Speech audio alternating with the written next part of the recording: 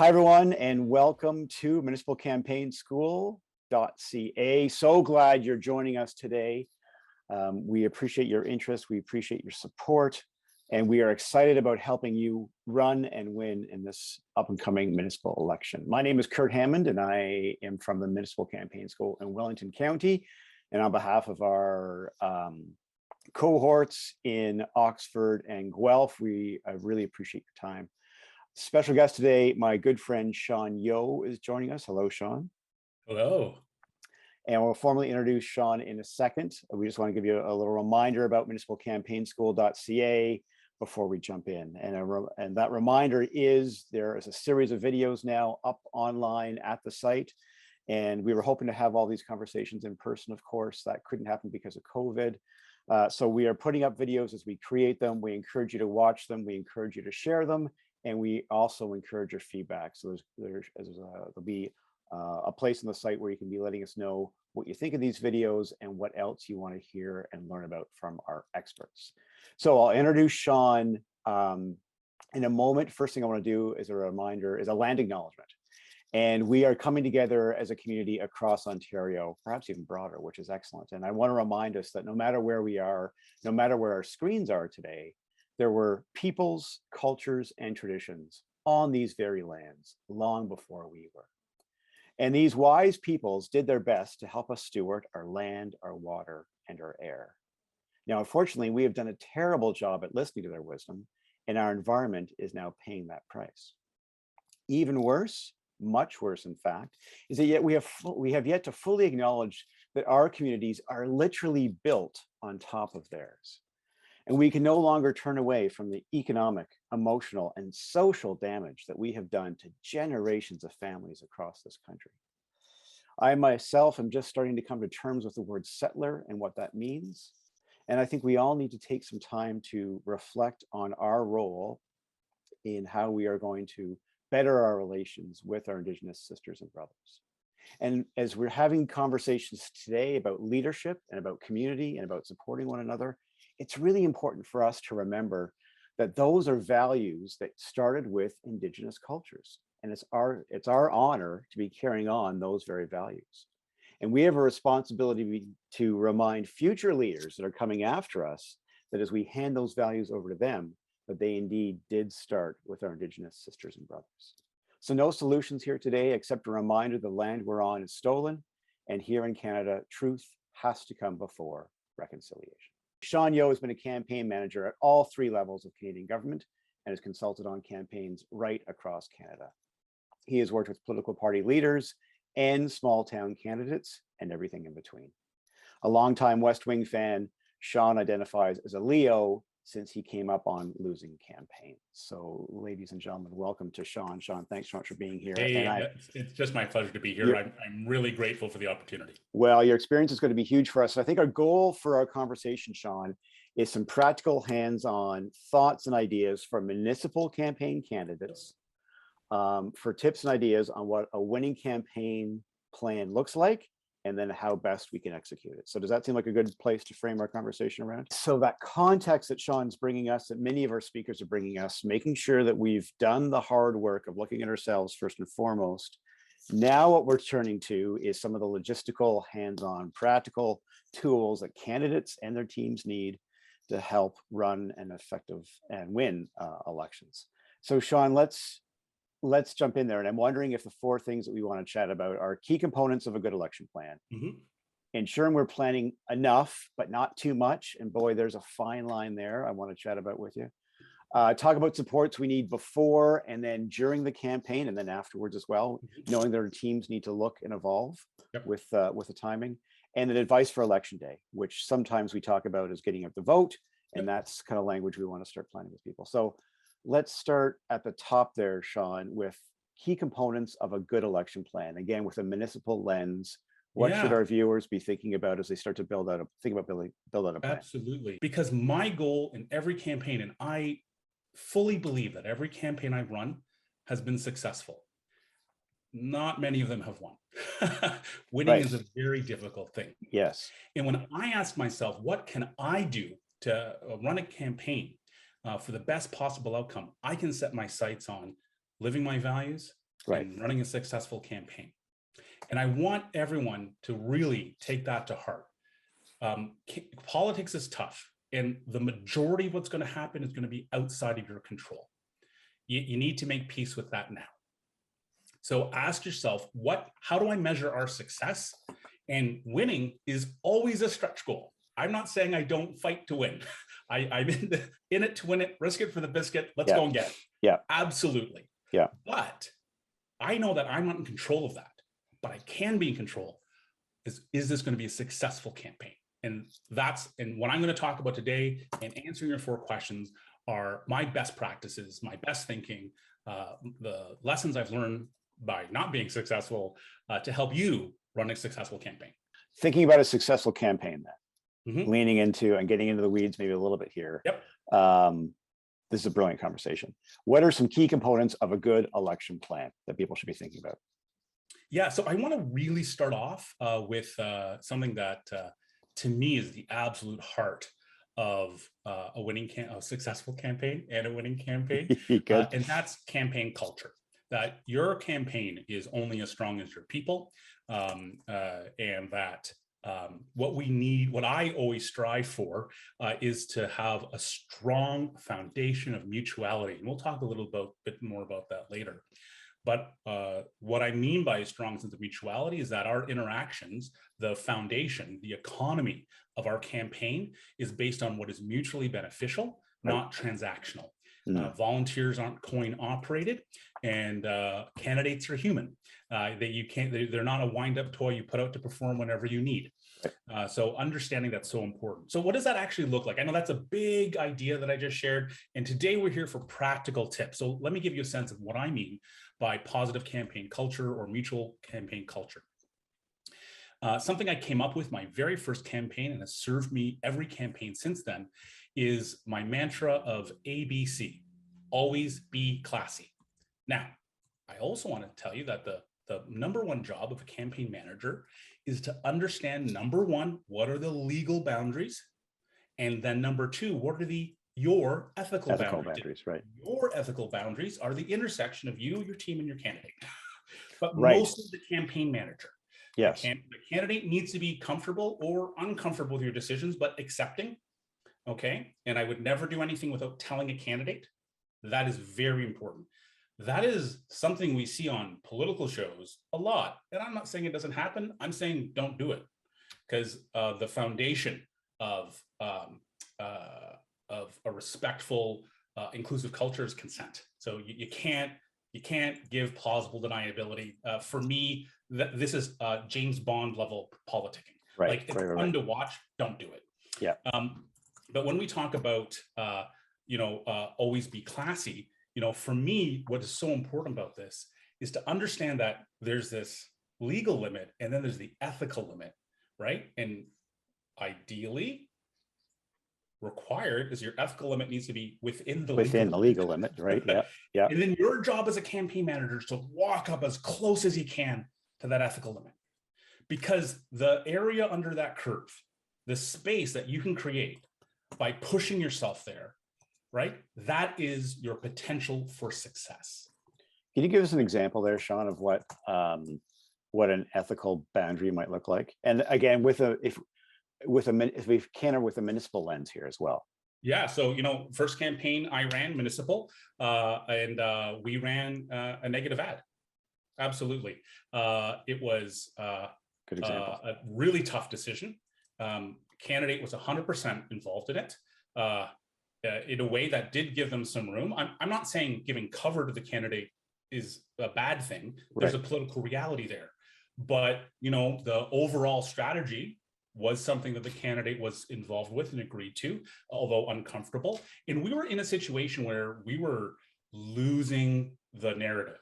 And there was something in one of the opposing candidates' narrative, which we felt we had strong evidence wasn't true. And so we wanted to both be able to shed some sunlight on what we thought was a dark corner of the campaign narrative, and also use that moment to try to change the channel. And I'm going to say it was super effective. I stand by that decision. If I had to do it again, there are one or two small tweaks, because it's a very Nuance. There's a lot of nuance there, right? Very Yeah. nuanced thing. And Yeah. I am not in any way suggesting people on this call undertake that kind of decision. It was nerve-wracking, and I had tremendous support and very smart, experienced people help me through that because it was my first campaign. I would also say that it didn't work out the way I wanted, and that's a different story for different days, but it ties back to the fact that you're not in charge. What happened was completely out of my control. Right. I would do it again. I was profoundly uncomfortable with that decision. I talk about running positive campaigns all the time. That's the world I want to see. It's also not the world we live in. So there's a certain reality that sometimes elbows up in the corners, that's where the fight is. And you've got to figure out, what that boundary is. But Good. you also need a strong North Star through all that, right? So let's get back to the practical part here. Yeah. Always be classy. Yep. But I don't really mean always, right? What I mean is always be classy. If you can't be classy, be positive. If you can't be positive, be factual. If you can't be factual, stop talking. Good. Conversation's over. Yeah. And this is advice. This is strategy. Culture that I share with the leadership team, with the candidate. This is message I give door knockers and phone caller canvassers. I want them to live those same values, and I want them to be aligned on that. This is absolutely essential, because if we can't say something that's classy, positive, or factual, this conversation's over for the kind of politics that we want to do. It's time to say, thank you so much. I appreciate your time, and get out of there. There's nothing constructive that we're going to be able to salvage from that situation. Right. Any other tips for planning the plan? Like, what else should we be looking for? Again, practically in terms of getting a document together. And again, I'm thinking many of our viewers are going to be running smaller municipal campaigns, may or may not have a campaign manager, may have some advisors. So what else should be going to that plan? Well, we're going to come back to this later, but right now I'm going to break down the project plan for every campaign. Sorry, I'm going to do two things. First, I'm going to talk about the two kinds of campaign narratives that exist, because there's only two. And then I'm going to talk about the three-step process, that 3 milestones that cover every single democratic election that I would ever run. I'm not saying there aren't other ways to do it. I'm saying I don't think they win very often. Okay, good. Yeah. So the first thing is there's only two campaign narratives: re-elect or reform. That's it. Right. Either stay the course, firm hand on the tiller, right? Or things are broken, we need to fix them. Here's the solution. Yes. Those are the only two narratives. You're going to fall in one of those two camps. Now, there's an infinite number of varieties around how you message that, and there's absolutely a spectrum, right? But either you're the incumbent and you're telling people more of the same, you can trust me, or you're a challenger and you're saying, we need to change things. Here's a key problem, and I'm the one who's best positioned to solve the problem. Now, I want to be clear on two things. That problem has to be real. We need to have evidence behind it, right? It has to be well sourced. And the message I strongly encourage you to do is say, I am best positioned. Now, that's not campaign language, okay? What I don't want you to say is I'm the only one. Right. Okay? Yes. I don't think that's a fair statement. Yeah. I think that is a kind of hyperbole that does not serve public discourse. Right. Now, differentiating is the key to all marketing. Humans make decisions based on perceived difference. That's why differentiation is so important, right? So absolutely incredible that your campaign strongly differentiates your candidate and what life in your community will be like if your candidate wins.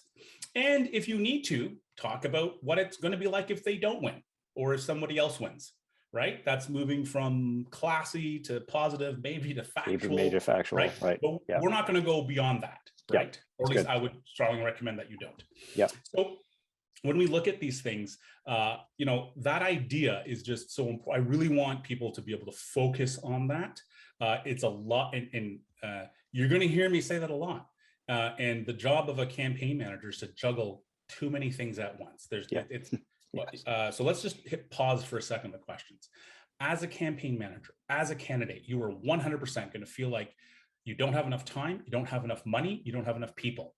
And there are going to be things that I guarantee you every single day, you're going to be, man, I wish I'd have gone different. Oh, totally. I feel like I failed. Yep. And I'm not saying you didn't fail. Understanding, being self-aware of failure is very important.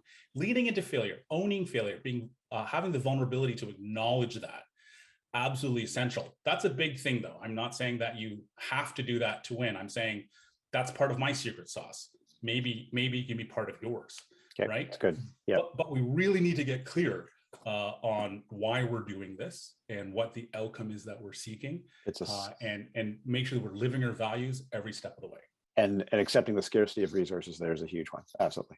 I absolutely. Yes. And that sense of failure is something you're going to feel every single day. Yes. And on your weekly updates, there's going to be a list of things that didn't happen. And that your question then is two things.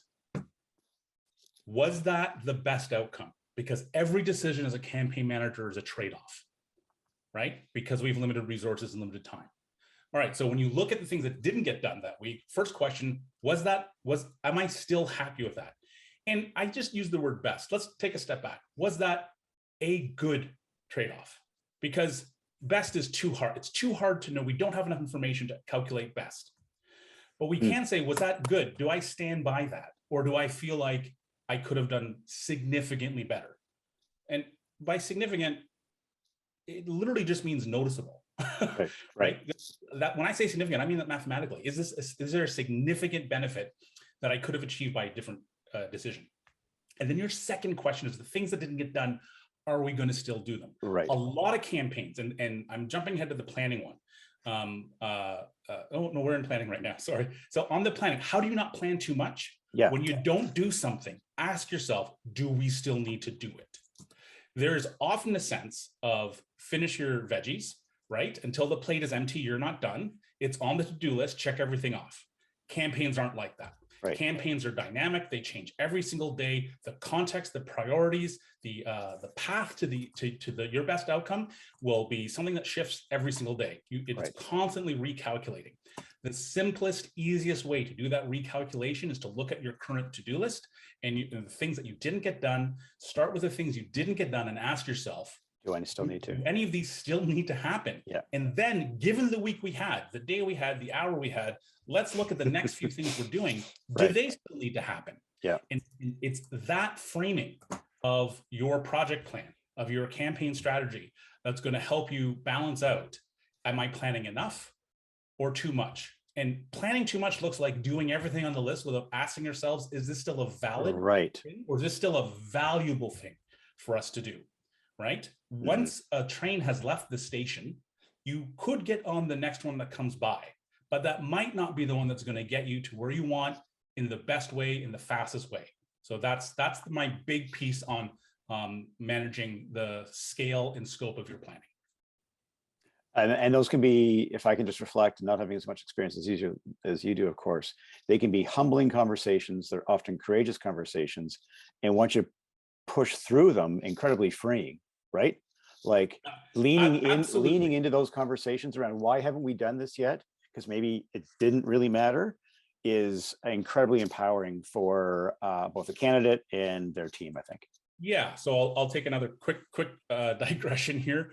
I really love what you just said. This is so important, but I want to also hold time and space for people who haven't started that journey and want to get started on running a campaign. What you're modeling, what I'm talking about, these are leadership skills, in my opinion, that allow you to really build high-performing teams. You don't need a high-performing team to have a successful campaign. You need to have a campaign that treated everyone with dignity and respect and achieved your goal of engaging the community. And if you want to be doing the kinds of things, if you want to be exploring the ideas that Kurt and I are talking about, I'd really suggest that you take a look at Brene Brown's book, Dare to Lead. I think that's one book. If right now in my career, and I've been really heavily involved in leadership for more than 30 years now, if I was going to give people a single book to read about leadership, it would absolutely be Brene Brown's Dare to Lead. It's going to give you everything you need to talk about vulnerability and about how to rumble or have a tough conversation. Let's think about election day. And what advice do you have for candidates building up to that? Yeah, this is perfect because I was going to tie this back from the planning and we got a little lost in the weeds. So I told you I was going to tell you the 3 steps. Yes, sorry, we did miss those. This lines up perfectly with the election day. Perfect. So there's only 3 steps in any democratic election, or let's say in every municipal election that you're going to be involved in, and that's voter contact, voter ID, get out the vote. Those are the 3 steps. Now, what do I mean by those 3 things? Well, voter contact is any engagement with voters. This is going to events. This is hosting a coffee chat. This is going sign waving. It's going to your local market and shaking hands and trying to get signups for your mailing list, all those kinds of things.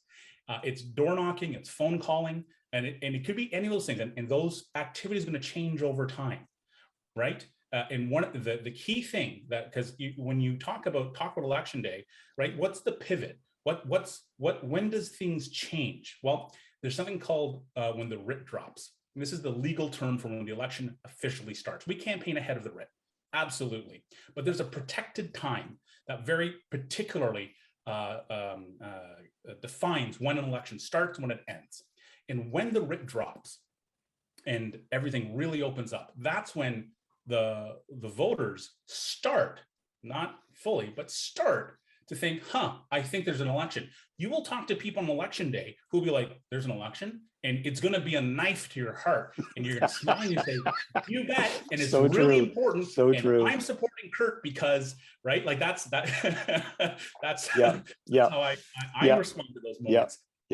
But as you go through, when the writ drops, things are going to dramatically change. So early on, lots of events, coffee chats, go to a park, shake hands. But as you get to that voting day, you need to be shifting to knocking on doors, calling people. Right. And why do we do this? Well, 3 steps: voter contact, create a positive impression, right? And when let me actually change that language. Help share the positive change your candidate will bring by being the successful candidate in this election. That's very precise language, because I want you to be very clear that when I say create a positive impression, I'm not talking about marketing tricks. I'm not talking about a great Photoshop editor. I'm not talking about a carefully manicured event. I'm talking about authentically talking to the electorate, connecting with them emotionally, because remember, people vote based on emotions and they support that decision with their brain, right? On how your candidate will do great, will help them do better in their life. So let's just quickly pause. Why do people vote? Well, how do people make that decision? It's an emotional decision, and effectively the question that your ballot is asking is, who do I think I can go to help me the best if I'm in trouble? That's roughly the question that everyone's asking, right? And sometimes people are in trouble. I don't have a job, so who's talking about that? I have some people who are sick in my family. I'm sick. Who's talking about that? But there's a whole swath of people who are not in an immediate crisis. So for them, this becomes a very different kind of proposition of, what do I imagine possible risks will be over the next 4 years? And who do I think will best serve me and my community over those 4 years? Right? Good. Okay, so voter contact. Number 2. Voter ID. Yeah. And this is the data part. Yes. And I want to tell you, you absolutely have to collect data. Mm-hmm. Now, this conversation has changed a lot since I started in politics, because we live in a surveillance economy, right? So when I say data, I mean, we need to know who a voter is, where they live. So we need to know, are they in writing, right? Or are they in my ward in the city? Where will they vote? I literally mean the poll, so that we can give them some gentle guidance on that by referring them to the official, so like Elections Ontario, so they can put in their postal code and look up where they're going to vote, right? This will also give you an idea of what issues are important to them, right? And we might record that, we might not, but we definitely need their phone number, ideally their cell phone number. Today, people are very wary of answering their phone. It's mostly garbage. I don't blame anyone for that. Being able to connect with people on text is very powerful. It's also a privilege, so do not abuse it. I will also say the job of every campaign is to slightly annoy people. What I mean by that is elections are work. They're work for the candidate. They're work for the campaign team. But here's something people often overlook. Elections are work for the voters. Voters have an obligation to participate, to get engaged, to learn, and to be reminded that it's voting day, right? That this is all part of the process. So I get a lot of people like, I don't want to call people, I don't want to bother them. Yeah, it's not fun to do. It's uncomfortable. I hate cold calling people. Oh, I've nothing called worse. thousands of Nothing people, worse, right? Absolutely. right? Yeah. Yeah. But and that is because democracy is work, and it's work Right. for the people who run the election, from our governments, Elections Ontario, Elections Canada. It's work for the candidate. It's work for the campaign team. But let us not forget that it's work for the voter. Yeah. And part of our job is to try to ease that burden in some ways by providing information, by helping them, by including them in the conversation. Sometimes those things feel annoying, and some people will say, take me off your list. And every single time I'm going to say, I'm sorry, I hear what you're saying. We will not contact you anymore, and you have to not contact them anymore. Right. But so we're going to start with an so what I'm saying is that it is fair and ethical to have an opt-out communication strategy, because this is a condition of a successful, thriving democracy. Yeah. So this is a fair assumption to make, but we're also going to absolutely respect when people say, I don't want to be contacted anymore. Right. So voter contact, voter ID. You asked the question, how does this all come together on election day? Well, election day is all about getting out the vote. So I just spoke to how important collecting data is. Why is that? So that on election day, you can call them and say, did you get to vote today? We're not going to ask them who they voted for. We'll ask them during voter IDing. So voter IDing is all those things. I forgot the most important. Will you support the candidate? Yeah, right. Sorry, that's the most important one. That's all right. And then we typically score that on a 1 to 5. So 5 is strong support, 4 is weak support, 3 is undecided, 2 is weak opposition, 1 is strong opposition. Strong opposition. Yeah. Right. And on get out the vote day, you're going to call every single person on your who are your 5s. And then you're going to call every single person who's a 4. And if you get through all of that and everyone has voted or they're not answering anymore, then you're going to move to undecideds. Yes. And you're going to try to get some of them over the finish line. Right now, when we say election day, I also wanted to ask you a question. In this upcoming election, when is election day? Well, and there's the magic, right? Because we don't know, we're recording this in February. We can assume that it's not going to be day, it's going to be weeks, right? And we haven't seen the formal rollout of what either internet or mail-in voting is going to be, but the day is now weeks. Is that fair? I love this answer, but I'm going to take it even further, that even in the before times, we always had advanced polling, which means people often think about election day as the final day of the writ period, but there's always advanced days, and advanced polling is so incredible. There is no organization in Canada who takes better advantage or better utilizes advance polls than the Liberal Party of Canada. They have it down to an art. They understand 2 key things. Number 1, the sooner you get somebody to vote, the better. Absolutely. In part because they can't change their mind, and there might be an issue that changes their mind. But the second thing is that those results diminish the inventory of supporters that you need to deal with on the final election. Yeah. And that's going to allow you to maximize the calories that you spend on election day to focus on those people. So I mean this in a very positive way. It's a divide and conquer, or if you don't like the language, it's a chunking strategy. We're going to chunk a bunch of the people who are willing to vote early to allow us to focus on the people who want to wait, which are the vast majority, although we are seeing a pretty consistent uptick in advanced polling. Absolutely. Several elections.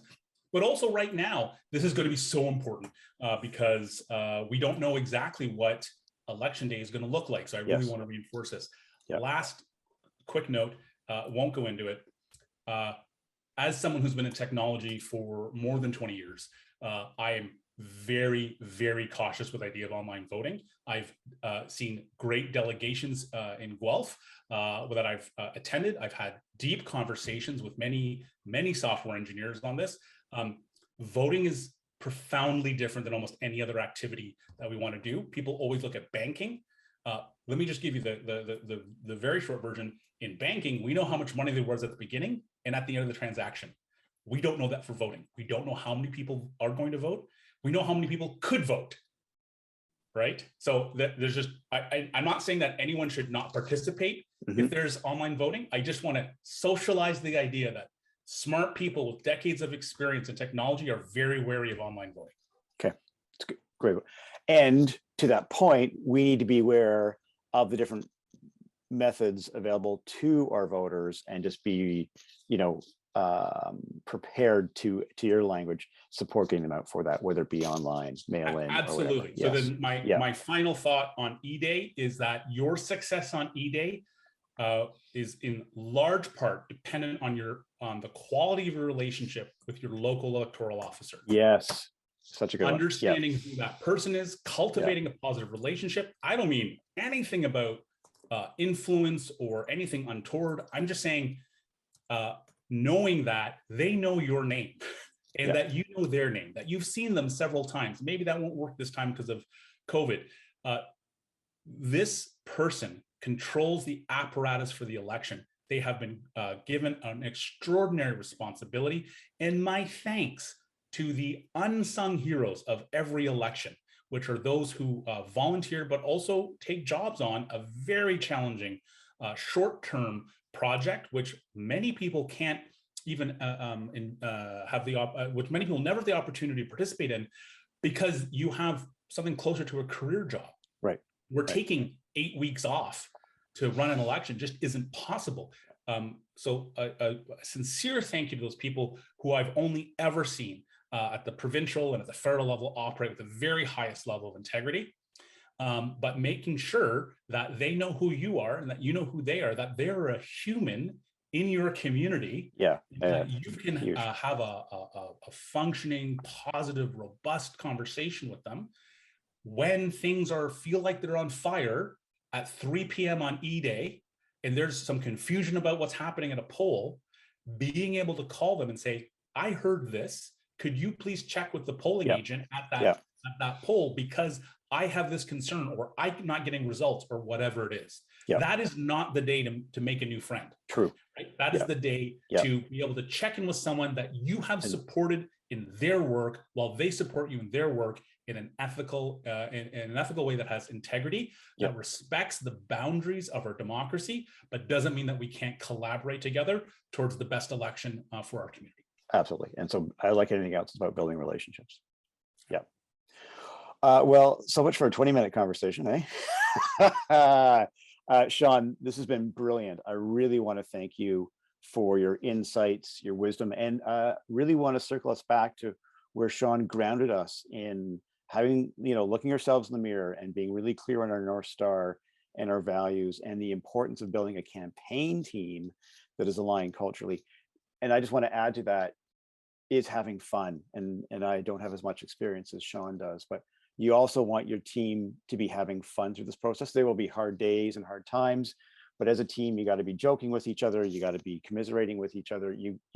That's part of that energy giving piece to this process. So regardless of how big or small your campaign is, your team should be having some fun more often than not. Thank you for your time and your wisdom. Really, really appreciate this.